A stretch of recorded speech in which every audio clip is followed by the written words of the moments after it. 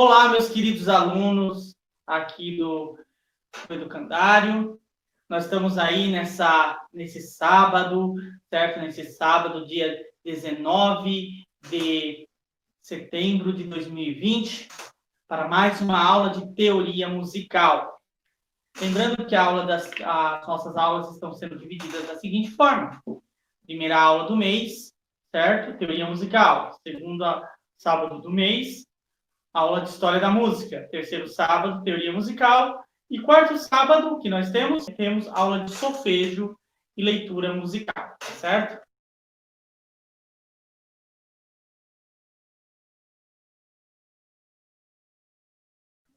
Bom, vamos começar a nossa aula de hoje relembrando o que vimos na nossa última aula de teoria.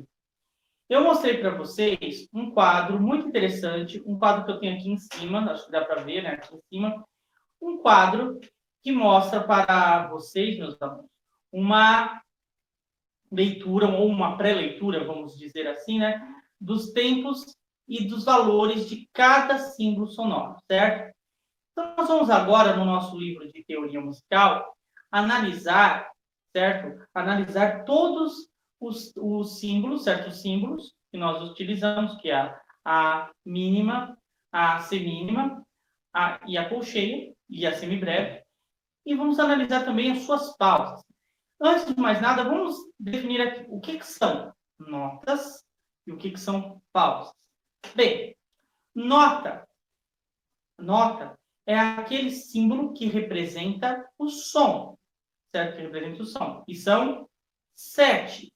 Semibreve, mínima, semínima, colcheia, semicolcheia, fusa e semifusa. 7 notas, as 7 notas musicais. Cada uma dessas notas, ela representa um valor sonoro, um valor em tempo sonoro, certo? Um valor em tempo sonoro. E, paralela a elas, existem os símbolos que representam os silêncios, que são, certo? As pausas. Então, as pausas representam os silêncios e as notas representam os sons.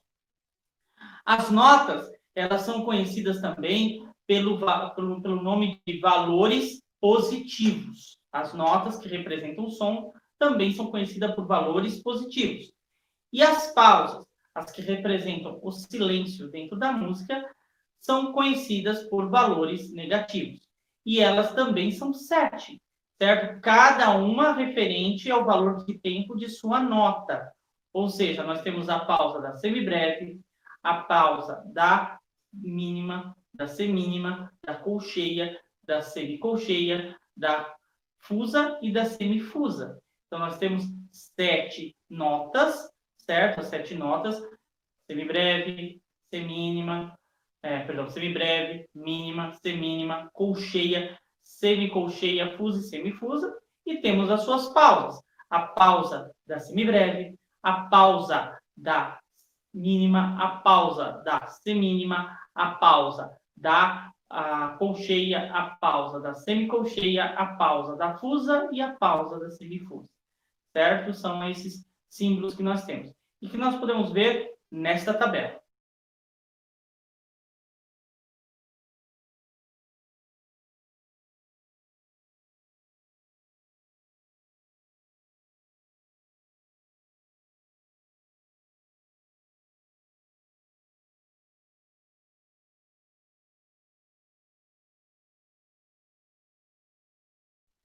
Então, meus queridos, ao reparar isso, nós podemos fazer a relação entre o símbolo de som, ou seja, o valor positivo e o valor negativo, certo? Na unidade 6 aí do livro de vocês, certo? Do livro aqui da nossa professora Margarete Stewart, eu vou pegar aquele, por gentileza. Na página, quem está com o livro assim, bonitinho, certo? É a lição de número 6, certo? A lição de número 6. E está lá na página, certo? Na página 23. Para quem está na versão digital, aquela que eu disponibilizei na plataforma, está na página de número 20, tá bom? Na página de número 20. Você tem aí o símbolo, né? Os símbolos dos valores sonoros. Analisando-os bem, nós podemos ver o seguinte, ó. Quando olhamos o quadro de valores, certo? Aquele quadro que nós fizemos na última aula, nós percebemos que a nota de maior valor é a semibreve, certo? Nunca se esqueçam disso. A nota que é a de maior valor na música moderna é a semibreve, certo? E que nós usamos, né, na música semibreve. E que é considerada o inteiro, o som inteiro, o inteiro musical. É a nota semibreve, tá certo? Então, a semibreve é igual à fração de 1 sobre 1, ou seja, a fração de 1 inteiro. Todas as outras notas, elas são frações, ou seja, divisões da semibreve, como vocês viram aí no desenho aí desse quadro aí na unidade 6.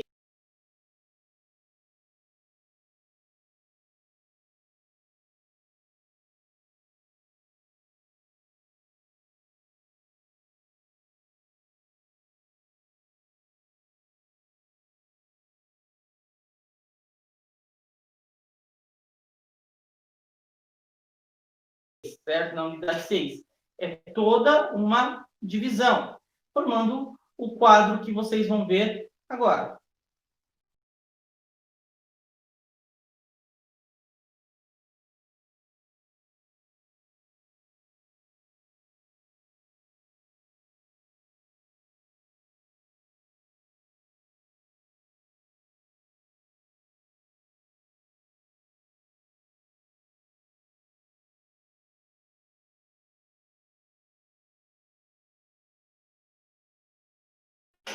Esses valores, tudo aí relativados, eles são bem interessantes porque nos mostram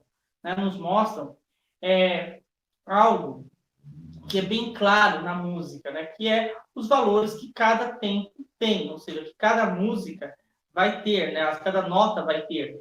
Então, quando a gente vai tocar uma melodia, eu pego muito no pé disso de muitos alunos, né? Que assim, eles não conhecem a leitura da música, eles estão ainda no início da leitura da música na pentagrama, só que eles pensam que a música, né, é só a nota. Ela não tem, a nota que é o som, só é um som, dó, ré, mi, fá, mas que ela não tem valor de tempo. Então fica estranho quando eles vão tocar. Eles pegam uma peça e estão lendo só o nome da nota, mas não estão lendo o som. Não estão entendendo a questão do tempo que ali está embutido em cada nota.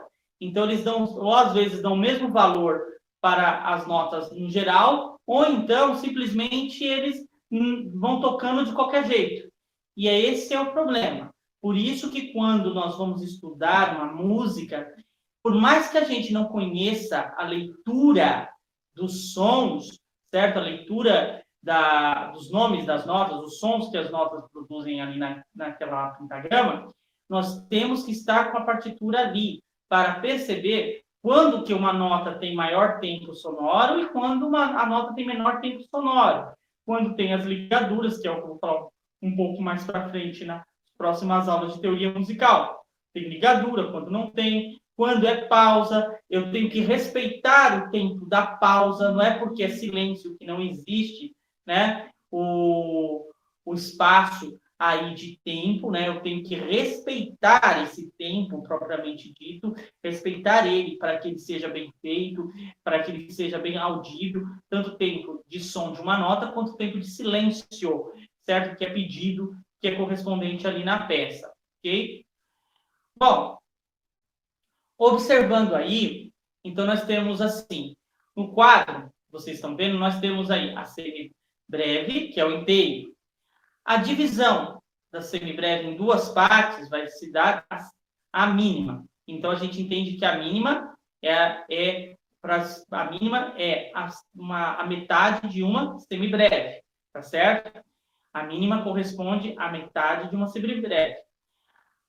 A colcheia, você vê aí que pegaram a semibreve e dividiram a colcheia em a semibreve em 4 semínimas. A semínima é a quarta parte uma semibreve. E você pode também perceber que a colcheia, ela é 8, para se ter uma semibreve, ela equivale a 8 colcheias para se ter o mesmo valor que uma semibreve. Logo, a colcheia é a 8ª parte da semibreve, certo? É a 8ª parte da semibreve. E assim nós vamos ter toda a divisão musical, tá certo? Eu gostaria que vocês prestassem atenção neste quadro que eu vou colocar agora para vocês. Então, aí vocês estão vendo a tela que eu estou compartilhando com vocês, tá certo?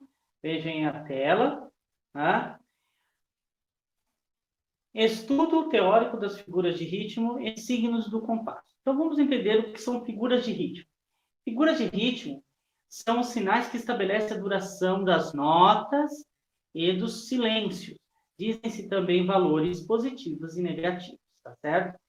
Este livro é um livro um pouco antigo, então se vocês veem a acentuação gráfica deles, às vezes você pode pensar assim, nossa, o livro está escrito errado. Não, é que a acentuação mesmo é a acentuação antes da reforma ortográfica. Então, você tem aí os valores positivos, como eu já tinha falado para vocês, que são as notas, as que representam o som. E os valores negativos são as pausas, que representam o silêncio.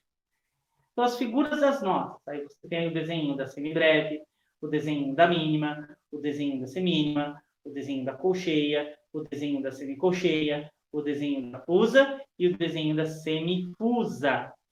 E a figura das pausas, aí das 7 pausas. A figura da pausa da semibreve, da pausa da semínima, da pausa da mínima, da pausa da semínima.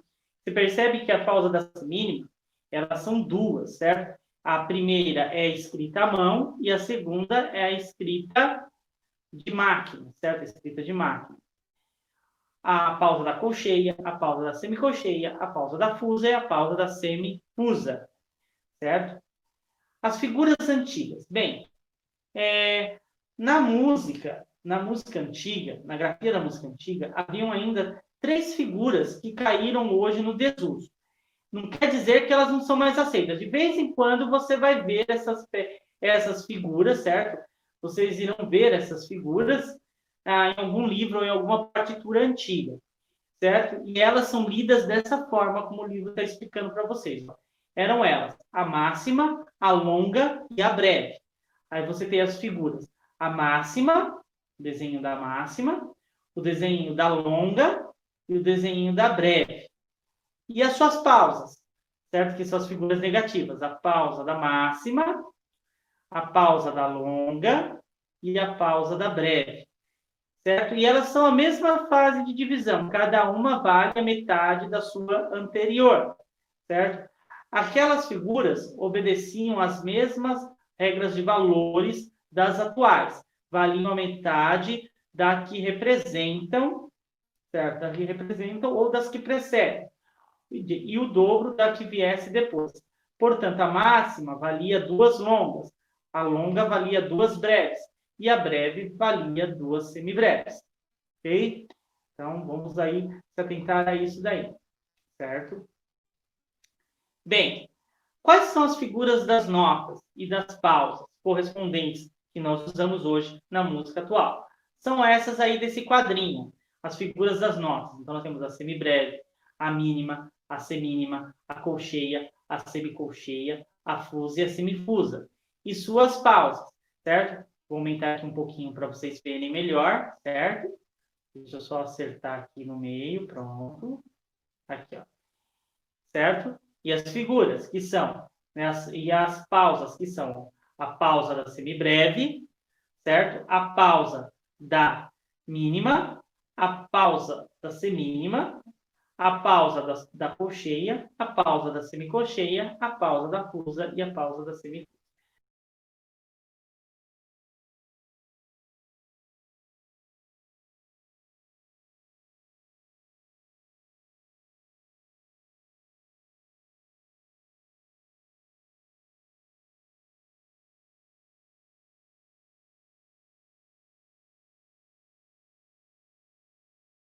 Então, são essas as pausas. Lembrando que alguns de vocês podem estar falando, nossa, professor, mas tem umas palavras escritas erradas aí. Só lembrando que esse livro é um livro muito antigo de teoria musical, certo? e ele está explicando como é a leitura das notas antigas, certo? E a leitura das notas atuais. Na época, estava começando a ser lido assim. Então, eu estou pegando aí um livro histórico de teoria musical aí para vocês verem, certo? Ele vem falando em seguida da divisão proporcional, opa, desceu demais, da divisão proporcional dos valores. O que é isso, divisão proporcional dos valores, Maestro? Vamos entender aí o que seria esse trem de divisão proporcional. Vamos lá. A semibreve é tomada como unidade de ou inteiro musical. O que quer dizer isso, professor? Quer dizer que a semibreve é a nota máxima, o valor máximo que existe na música moderna, tá? Na divisão proporcional dos valores, visto ser a figura de maior duração, as outras são frações da semibreve, ou seja, são pedaços da semibreve. As figuras seguindo a ordem de seus valores valem o dobro da seguinte e a metade da anterior, ou seja, a semibreve é a toda poderosa, é o inteiro. Então, a que vem depois da semibreve vale a metade da semibreve, certo? Aqui, ó, uma semibreve eu tenho duas semínimas, duas mínimas. Uma mínima eu tenho duas semínimas. Uma semínima equivale a duas colcheias. Uma colcheia, duas semicolcheias. Uma semicolcheia, duas fusas. Uma fusa, duas semifusas. Essa a leitura dos valores, certo? Essa que é a leitura proporcional. E isso vai respeitar uma divisão binária, ou seja, uma divisão por 2, certo? Uma divisão por 2, ok? Aí nós temos esse belíssimo quadro aí de valores comparativos, certo? Os valores comparativos, essa pirâmide. Então, nós temos a semibreve, que é o inteiro. Aí nós temos a semínima, que equivale a duas mínimas. A semibreve, que equivale a duas semínimas, duas mínimas. A semibreve, equivalendo a 4 semínimas. A semibreve, que equivale a 8 colcheias. Certo? Lembrando que a colcheia, né, ela pode ser ligada ou não, certo? Ou não. A semibreve equivale a 16 semicolcheias, certo? E a semibreve equivale a 32 fusas, e a semibreve equivale em semifusas 64 fusas. Ou seja, você nem pensou, já tocou, certo? De tão rápido que é essa nota aí, a semifusa, certo? A semifusa, ok? Ela é bem rapidinha. Então, essa é a divisão dos valores, né, num quadro comparativo proporcional. Isso aqui respeitando a divisão binária, certo? Respeitando a divisão binária. Vamos lá falar das figuras positivas. Agora, vamos só falar um pouquinho das figuras positivas. Aqui nós temos uma escadinha, se vocês perceberam, né? Nós temos a semibreve, a mínima, a semínima, a colcheia, a semicolcheia, a fusa e a semifusa. Então, ó, vocês devem guardar sempre que a semibreve é a que vale mais. Então, a partir dela, todas as outras são divisões da semibreve. Então, a semibreve está lá no alto do degrau, está lá no alto da escada. Então, a semibreve ela equivale a duas mínimas, uma mínima equivale a 4, a semibreve equivale a 4 semínimas, ou a duas mínimas. A semínima equivale a duas colcheias, certo? A colcheia equivale, a semibreve equivale a duas mínimas, a 4 semínimas, a 8 colcheias, a 16 semicolcheias, a 32 fusas e a 64 semifusas. Então, tudo isso é uma semibreve, certo? É a linha da semibreve. A linha da mínima. A mínima vale duas semínimas, ou vale 4 colcheias, ou vale 8 semicolcheias, ou vale 16 fusas, ou 32 fusas, certo? A semínima vale 2 colcheias, ou 4 semicolcheias, ou 8 fusas, ou 16 semifusas. A colcheia, a semicolcheia equivale a 2 fusas e a 4 semifusas. A fusa equivale a 2 semifusas e a semifusa vale a metade da fusa, ou também conhecida como quartifusa, certo? Que era um nome dado antigamente, né? Ou também tremifusa, né? Tremifusa. Existe também a tremifusa ou a quartifusa, que vale a metade da semifusa. Porém, raramente é usada, porque seria tão rápido que só de você pensar você já tocou. Por isso é que ela não é muito utilizada.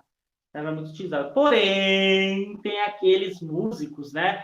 Como, por exemplo, em algumas passagens da protofonia da ópera O Guarani, de Antônio Carlos Gomes, nosso grande compositor brasileiro, que, aliás, deve ser sempre lembrado, esse grande nome da nossa música, né?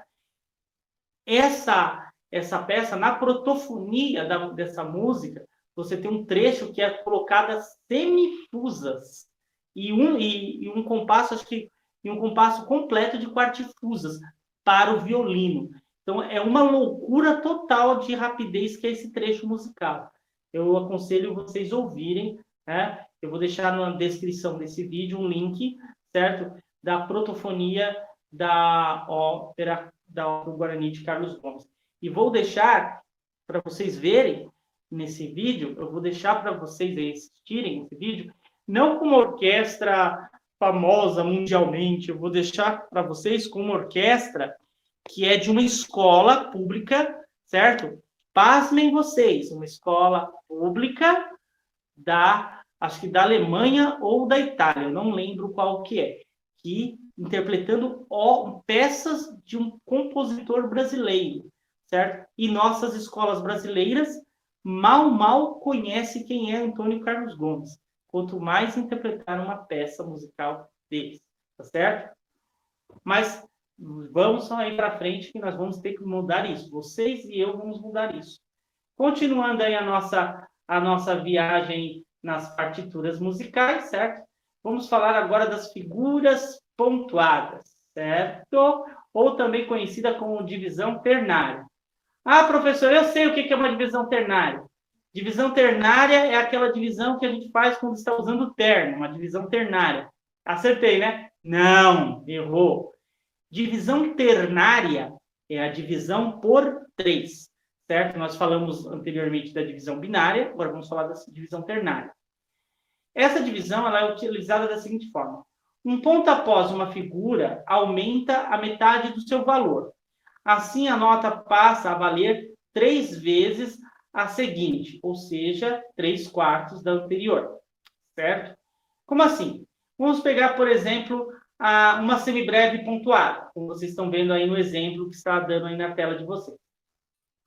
Essa semibreve pontuada, a semibreve vocês sabem que equivale a 4, né, a 4 tempos, certo? Ou uma semibreve equivale a 2 mínimas, certo? A 2 mínimas.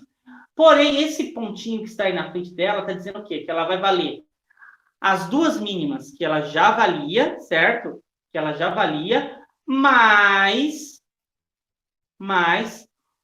a metade do valor dela. Qual que é a metade do valor da semibreve? 2.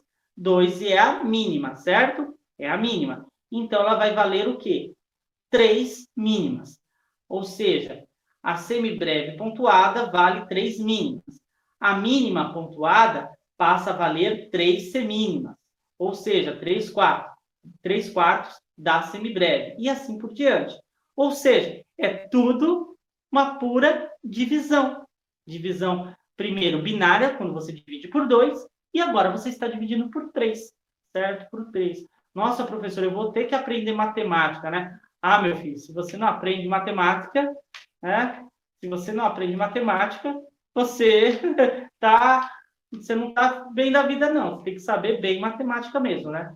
Como dizia Pitágoras, a matemática é o alfabeto com que Deus escreveu o universo. Pitágoras dizia isso, né?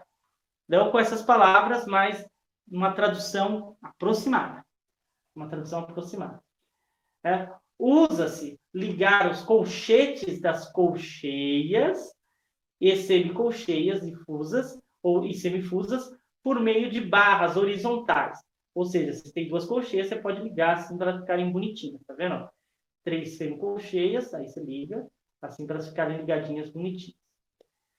Vamos agora falar na língua portuguesa, nós temos o parágrafo, certo? O parágrafo, que é a base do estudo de um texto. Então, para a gente entender um texto, a gente tem que entender os seus parágrafos. Para entender os seus parágrafos, nós precisamos entender as suas orações. Para entender as suas orações, nós precisamos entender as suas frases e as suas palavras, e assim sucessivamente. Na música, o parágrafo da música é chamado de compasso. Então, na música, nós temos os compassos simples, certo? E os compostos, certo? E os compostos. Vamos falar primeiro dos compassos simples. Um trecho musical é dividido em partes iguais, chamadas de compasso, e servem de unidade de medida de duração aos valores. Cada compasso é dividido em tempos ou movimentos, que dão origem às espécies de compassos. Esses podem ser em grupos de 2, 3 ou 4 tempos. Assim sendo, os compassos se classificam em compassos binários, os de 2 tempos ou 2 movimentos, 1, 2, lembra lá do desenho da aula de solfejo, o compasso ternário, 1, 2, 3, certo? E o compasso quaternário, 1, 2, 3, 4, certo? São esses compassos aí que nós vamos chamar de compassos simples. Na escrita musical, ou seja, lá na partitura, como é que nós escrevemos, sabemos aonde começa e termina um compasso. Na escrita musical, os valores que integram os compassos são limitados por uma linha vertical, ou seja, por uma linhazinha em pé, chamada de travessão ou de barra de compasso, certo? Ou de barra de compasso. Então, esses daí são as barras de compasso, como vocês estão vendo aí no exemplo aí. No final do trecho, esse travessão ou barra é duplo e se diz travessão duplo ou pausa final, certo? Por indicar a conclusão da peça musical que você está tocando ou executando, certo? Aí você pode ver aí o travessão duplo aí no desenho de vocês, certo? Vamos continuar aí a nossa viagem por meio das partituras, certo? Opa, acho que desci demais. Aqui. Vamos lá. A figura que preenche o compasso todo, certo? Uma figura que preenche o compasso todo, ela é considerada como unidade de compasso. A que preenche um tempo é a unidade de tempo. Quase sempre os compassos são representados por frações ordinárias. Não é que as frações são ruins, elas são chamadas de frações ordinárias. Sendo que o numerador indica a quantidade de valores que entram no compasso e o denominador a qualidade desses valores. Outras vezes são representadas pelas letras C, que significa quaternarium, que significa o compasso quaternário, ou seja, o compasso de 4 tempos. O C cortado, que significa metade do compasso quaternário, ou seja, o compasso binário. Ou somente pelos números 2, 3 e 4. Esses sinais são chamados de signos do compasso, ou signos de compasso. E aí nós vemos os desenhinhos deles, e como são batidos. Sempre o primeiro tempo, ó, ele é para baixo. Então, 1, 2, certo? Que é o compasso binário, ou seja, 2 por 2. O compasso ternário, 1, 2, 3, que é representado pela fração 3 por 4. E o compasso quaternário, que é representado pela fração 4 por 4, ou pela letra C, que é 1, 2, 3, 4, e 1, 2, 3, 4. O movimento do compasso, os movimentos do compasso são sempre marcados com a mão ou por uma vareta, que é chamada de batuta. Isso quem utiliza é o maestro. Acho que você já deve ter me visto já usando uma batuta em alguma aula ou em alguma regência aí na internet ou em qualquer outro lugar. Os compassos simples e compostos. Né? Os compassos podem ser simples ou compostos. Simples é aquele compasso em que a unidade de tempo pode ser dividida por 2, ou seja, os compassos binários e os compassos quaternários. Os compassos compostos, quando a figura da unidade de tempo é pontuada, caso em que não se divide por 2, ou seja, pode ser dividido por 3, certo? É uma divisão ternária. Nos compassos simples, os numeradores das frações 2, 3 e 4, certo? Indicam a quantidade o número de tempos de cada um. Na relação a seguir estão os números que devem ser empregados no denominador dos compassos simples, indicando a qualidade dos valores. Então, aqui você tem a qualidade dos valores, tá vendo?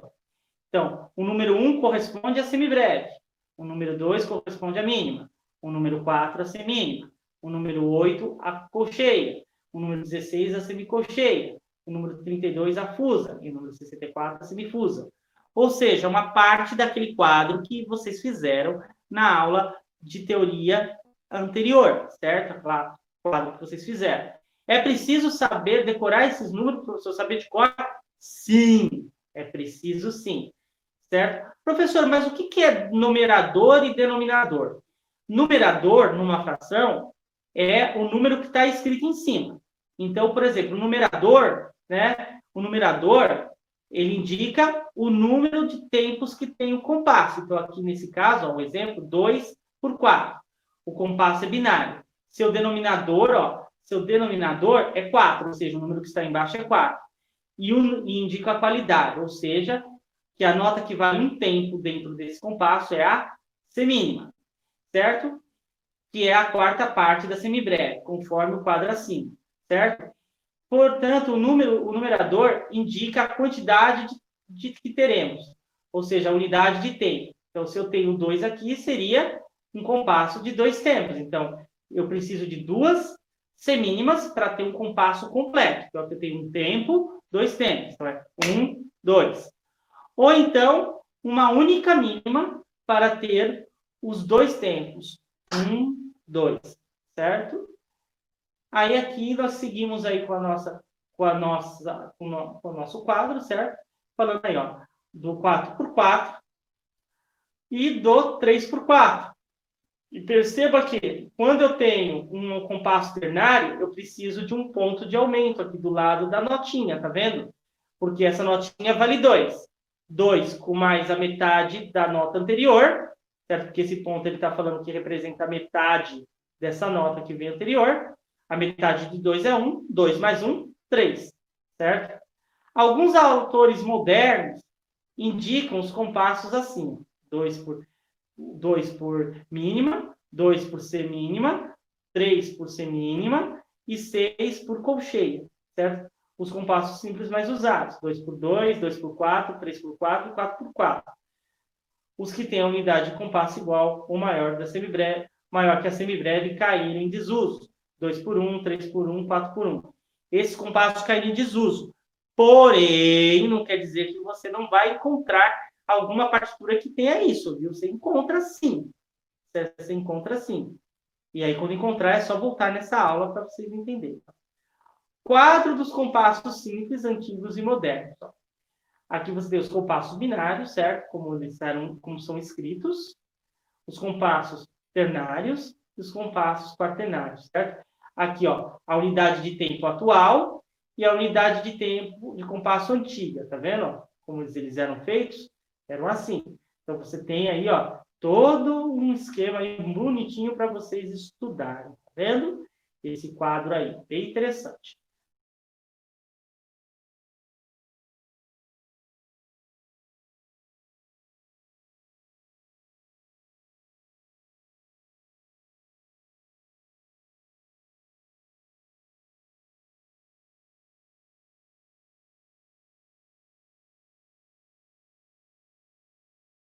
Continuando a nossa aula, depois dessa explicação, vocês viram aí, que também é muito importante, por isso que é necessário que a gente, além de estudar a parte teórica da música, a parte do solfejo, que é a leitura, é também de suma importância conhecer a história da música, porque não adianta a gente pensar assim que música é igual em toda a época, em toda a história, né, da Universal. Não. A música ela teve suas variações, ela teve as suas as suas características em cada época da história, certo? Em cada época da história. E é por isso que é necessário, faz-se de suma importância, conhecer a história da música, certo? Conhecer a história da música. Existem vários autores aí que produziram livros de história da música, porém, certo? Porém, alguns deles, livros, como eu já falei, livros de música, o que se refere à cultura musical é caro. Então, por isso, como a gente vê aí, que muitos dos músicos, especialmente dos músicos atuais, eles pouco ou nada têm de conhecimento cultural em música, certo? E isso é gravíssimo. Por quê? Um bom músico, ele educa a sua plateia. Ele educa a sua plateia. Então, quando eu estou aqui falando isso, as pessoas devem falar assim, nossa, mas o maestro é muito chato. Nossa, ele falando que um músico educa a sua plateia. Sim, um músico educa a sua plateia. Ele educa o seu público. Ele aprimora o gosto musical do seu público. Então, a gente vê, por exemplo, artistas aí que já têm uma carreira longínqua, né? uma carreira bem, bem grande. Vamos pegar, por exemplo, aí Roberto Carlos, vamos pegar aí os que já partiram, já, por exemplo, Galvin Peixoto, e outros grandes artistas aí que perduraram aí uma grande carreira. Eles souberam evoluir e, junto com a sua evolução, evoluir também o seu público. E por isso é que eles até hoje fazem sucesso. Porém, muitos artistas, eles são aqueles artistas que são o artista Coca-Cola, aquele que agita muito, perde o gás. Como assim, maestro? Vou explicar.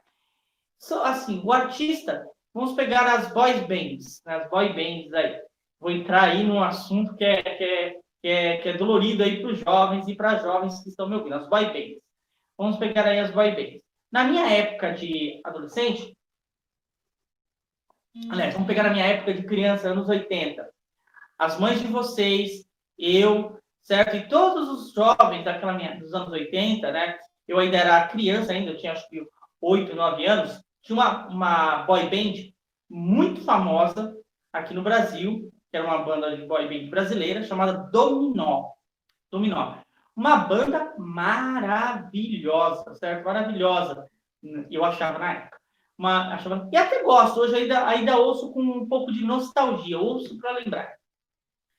E eram muitos fãs que tinham foto, que rasgavam até a roupa nos shows, que fazer essas loucuras, certo? Que hoje vocês fazem vendo essas bandas de K-pop, essas boy bands aí que surgem aí de vez em quando aí e traz aí essa cultura. Isso nunca vai morrer, nunca vai acabar, tá? Enquanto estiver jovem, nunca vai acabar as boy bands. Então, elas surgem. Porém, elas têm um prazo determinado para acabar. Como assim um prazo determinado para acabar? Porque a juventude passa. Logo, aquela euforia da juventude que essas boy bands traziam, elas vão acabando. Elas vão acabando. E aí o que acontece? O que acontece? Aquele jovem que era fã daquela banda, daquela boy band, ele deixa de gostar daquilo e vai gostar de outra coisa, porque o gosto dele vai mudar. Certo? O gosto dele vai mudar. Assim como vai chegar uma outra geração que não vai gostar muito daquela boy band, porque aquela boy band não fala mais a linguagem que eles estão falando, certo? E vão usar outra linguagem. Vamos pegar aí, por exemplo, certo? Eu falei do Dominó. O Dominó, anos 80 e início dos anos 90, certo? Foi passando os anos 90, chegou uma outra boy band. Aí chega... não vamos pegar brasileiro, não. Vamos pegar internacional. Naquela época também existia uma outra boy band muito famosa, o A-Ha.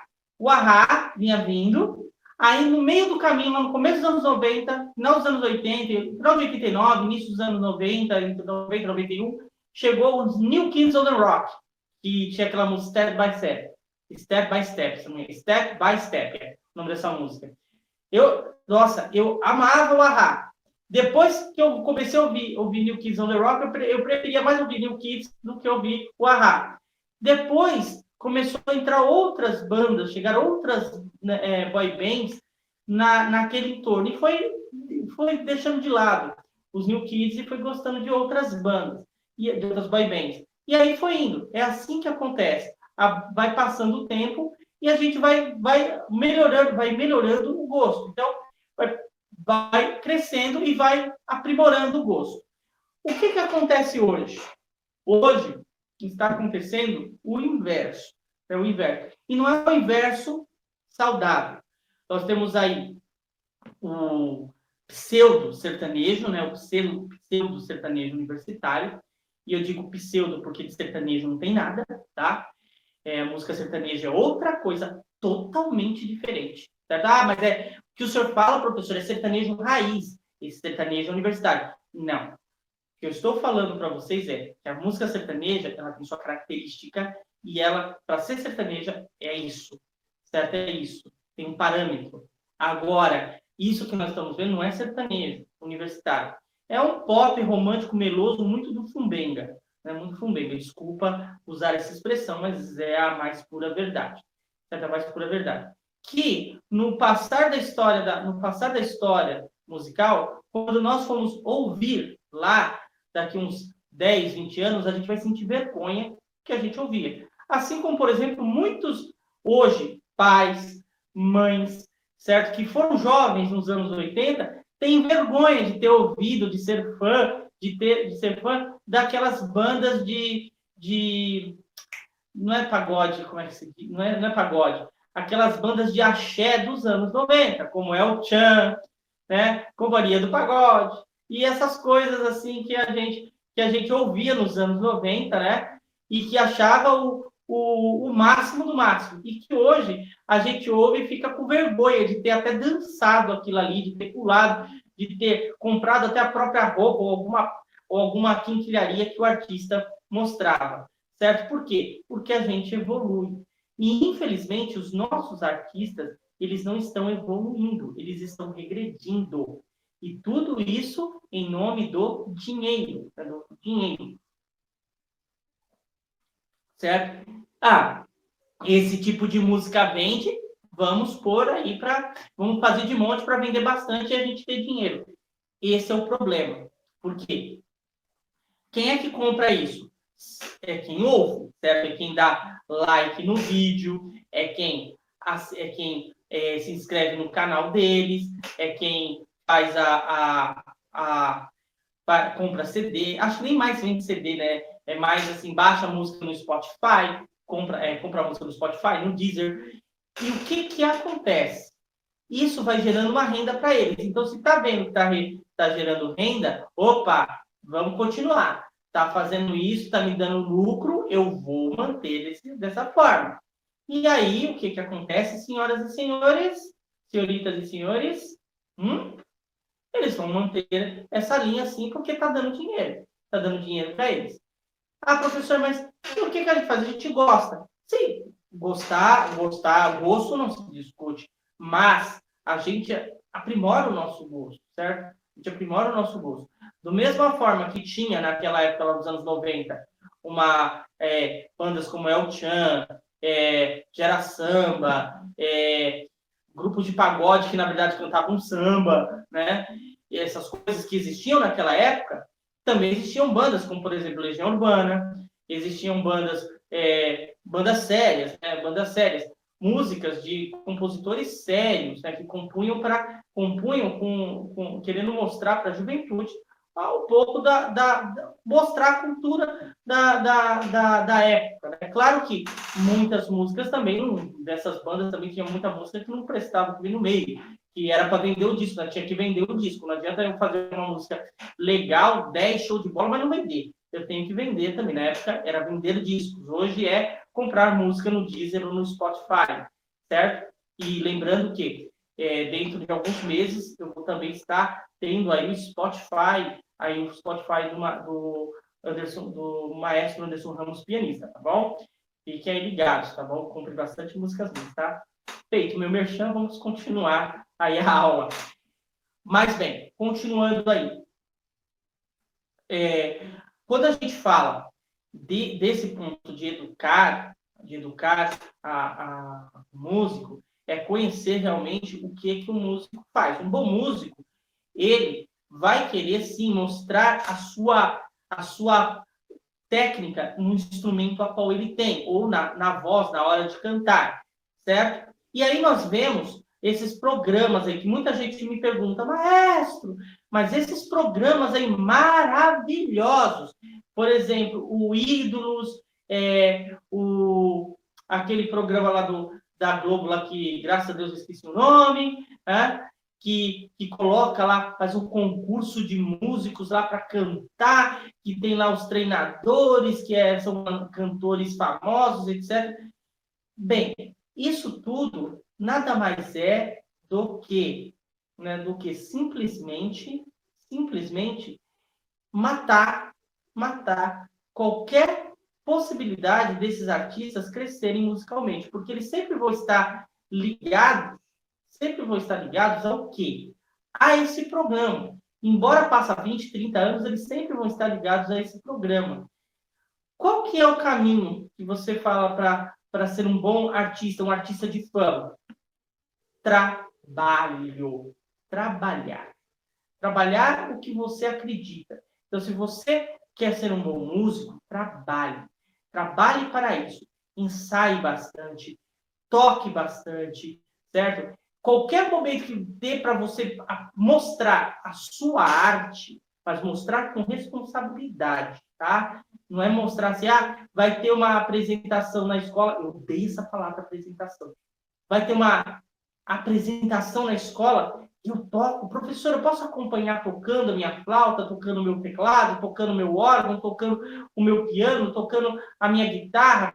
Posso acompanhar? Posso cantar, fazer um solo cantando assim, etc. E aí você vai fazer.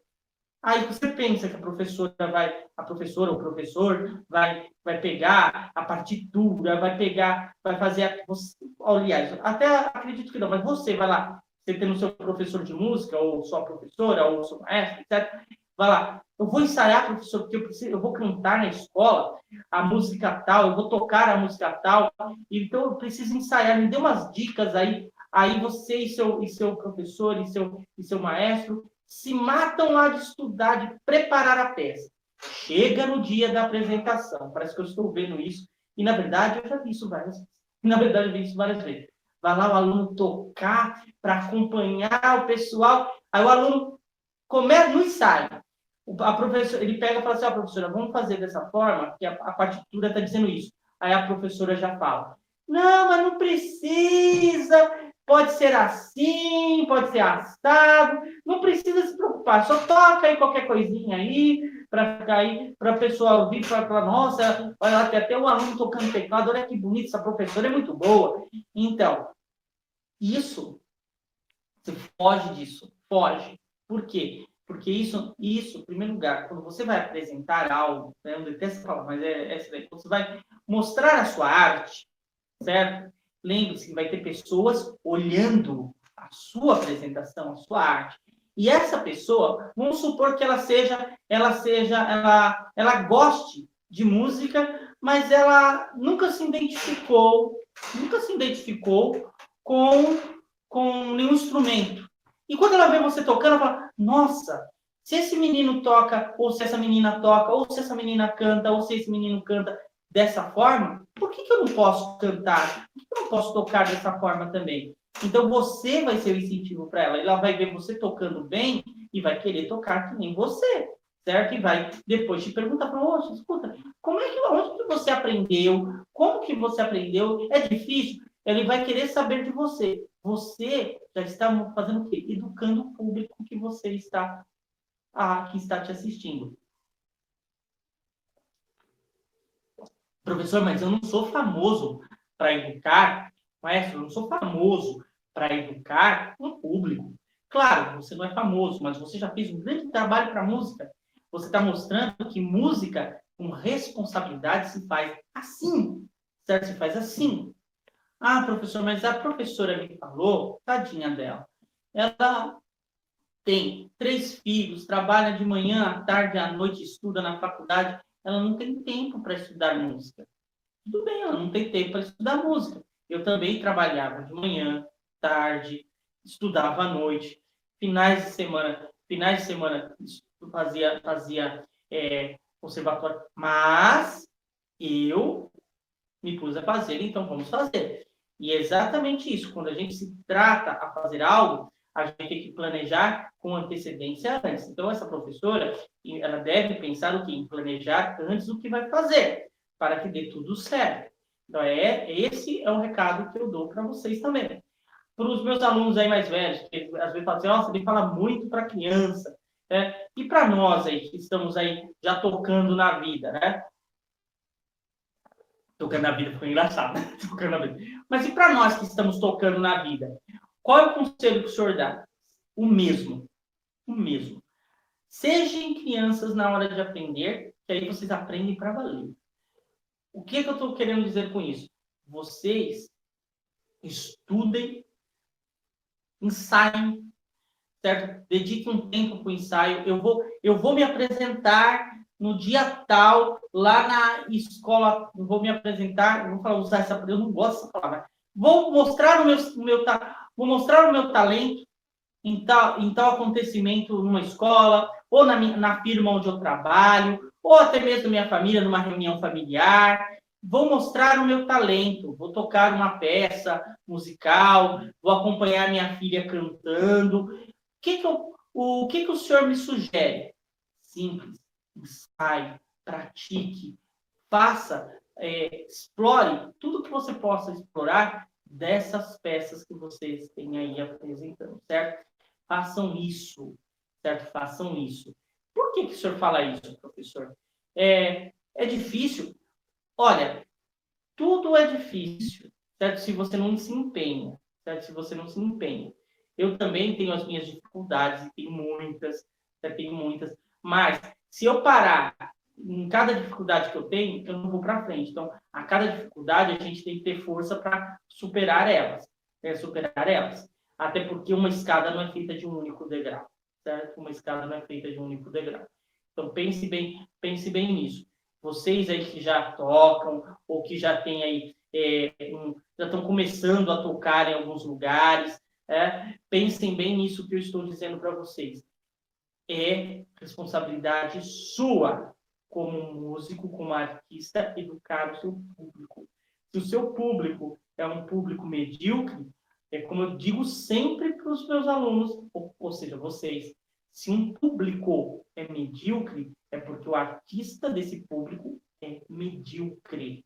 Então, um bom público tem um bom artista, certo? Um bom artista, certo? Vamos aí olhar aí, ó. Vamos dar um exemplo bem claro aí. Vou pegar um exemplo claríssimo, claríssimo.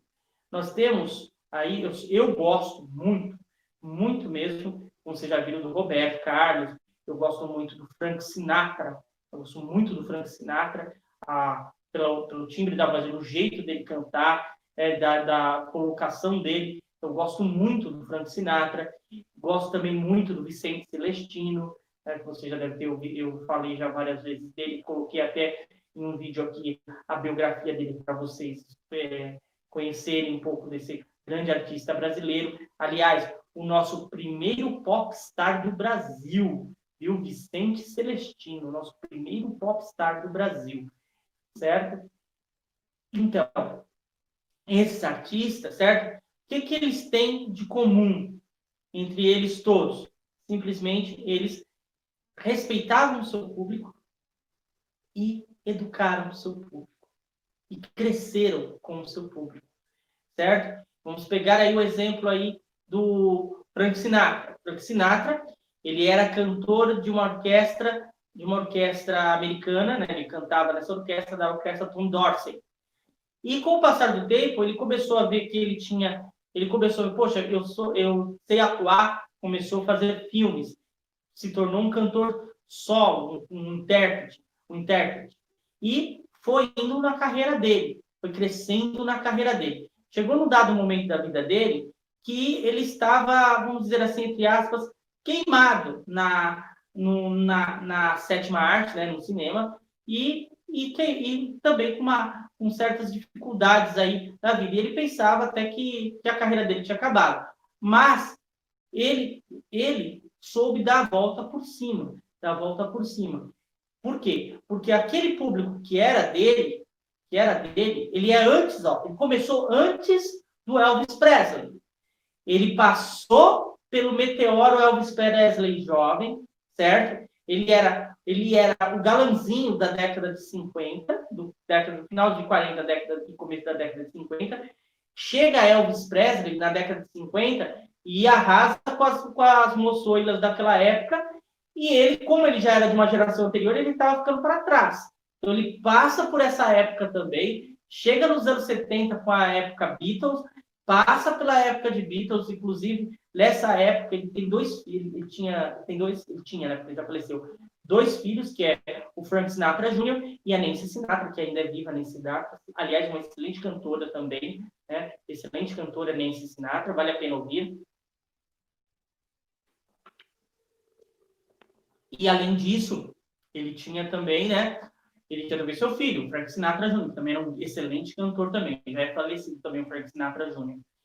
E ele passou por essa fase, veio até os anos 90, ele faleceu em 98, Frank Sinatra, e faleceu com vários sucessos, gravando inúmeros sucessos em sua voz. Até uns 2, 3 anos antes dele morrer, ele fez um grande sucesso, aí gravando um grande sucesso musical da época também. Ou seja, ele passou por várias gerações, mas ele não se manteve o mesmo da primeira, quando ele saiu lá como estrela na época da música, na época dele de jovem. Ele foi crescendo e educando o seu público, assim como muitos artistas fazem. O problema é que hoje não está tendo isso. Então, quando eu digo que o artista tem a responsabilidade de educar o seu público, é nesse ponto que eu estou dizendo para vocês. O seu público vai te ver e ele vai se espelhar em você. Mesmo que você esteja tocando numa plateinha lá da sua escola, na sua sala de aula, certo? Na sua sala de aula, certo? Você está lá tocando e é uma coisa que às vezes eu faço na minha sala, às vezes não, foi acho que umas 2 ou 3 vezes que eu fiz. Eu levar o teclado, um piano para a sala, tocar, e aí eu conseguia 3, 4, 5 alunos para eu dar aula de piano, certo? Por quê? Isso chama a atenção. Poxa, olha só o professor fazendo isso, olha que legal.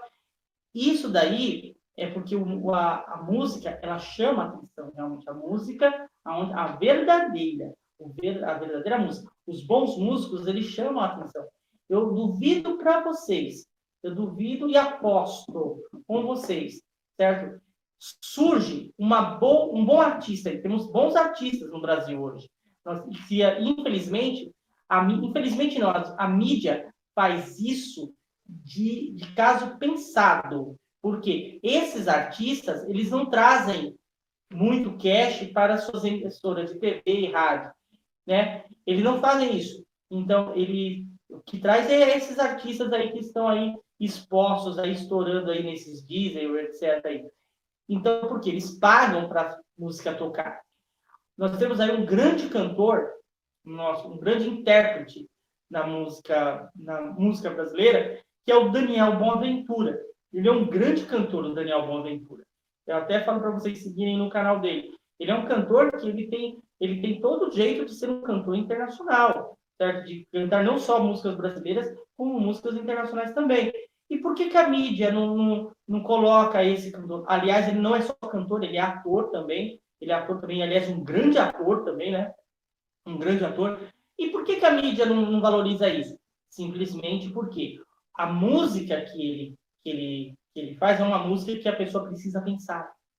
E para pensar, é preciso que a pessoa pare para ouvir. E hoje em dia, se você parar para ouvir a música que é produzida hoje, você vai falar, o que eu estou ouvindo?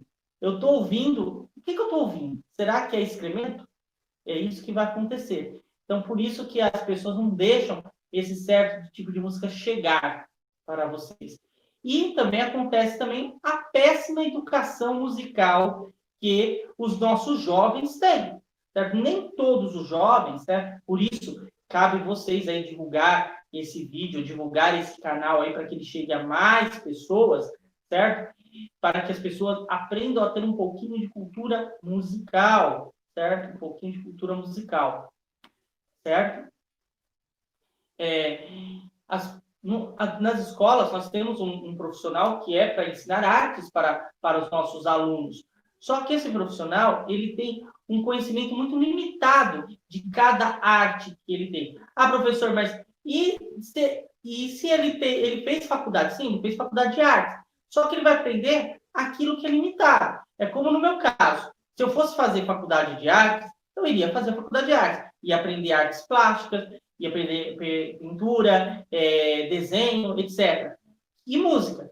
E eu ia mais da área que eu mais gosto, que é trabalhar a música. Então, eu vou trabalhar a música, certo? Vou trabalhar mais música. Então, eu vou me inteirar dessa parte. Assim como muitos outros professores. Eles se interam na parte de desenho, eles se interam na parte de pintura, na parte de pintura de telas, certo? Essa parte. E não se interam muito da música. Ou alguns se interam até da música. Eles não têm o conhecimento hábil de todas as artes. E é esse que é o problema.